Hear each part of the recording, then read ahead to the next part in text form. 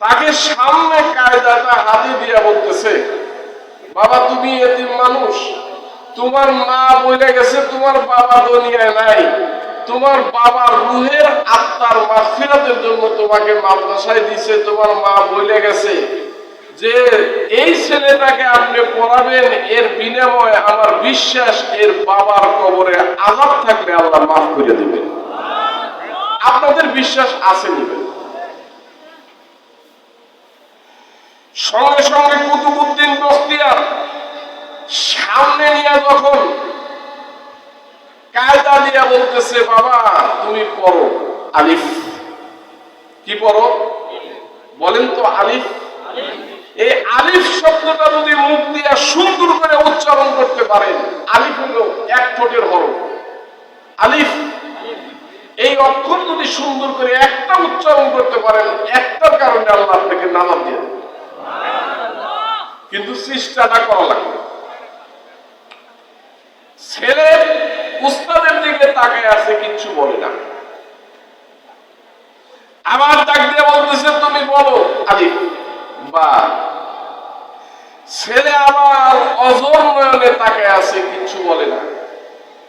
তৃতীয়বার উস্তাদ ডাক দিয়ে বলতেছে তুমি বলতেছো না কেন? তুমি বললে তোমার বাবার কবরে আযাব থাকলে আল্লাহ মাফ করে দিবেন।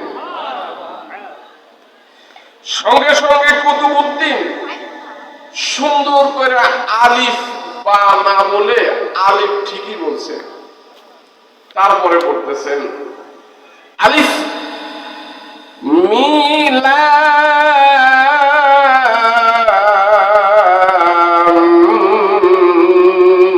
মিম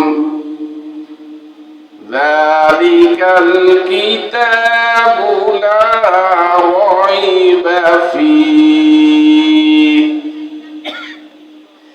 এইরকম তিলাওয়াত করতে করতে সূরা বাকারা শেষ, এক বসায় উস্তাদকে 15 পারা মুখস্থ শোনায় দিয়েছে। সুবহানাল্লাহ। কালকে কইেন আরো জোরে কোন সুবহানাল্লাহ। 15 পারা শোনানোর পরে উস্তাদ চিন্তা করতেছে, আর মা আমাকে ধোঁকা দিল কেন?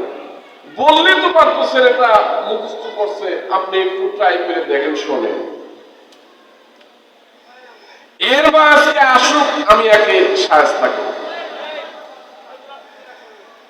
বিকালবেলা যখন নেওয়ার জন্য আসছে, মাকে ডাক দিয়ে বলতেছে, মা আপনি বললেন আপনার ছেলেটাকে আলিফ বা তাসা পড়াবো, আপনার ছেলেদের 15 পারা হাফেজ, আপনি আগে বললে কি হইতো?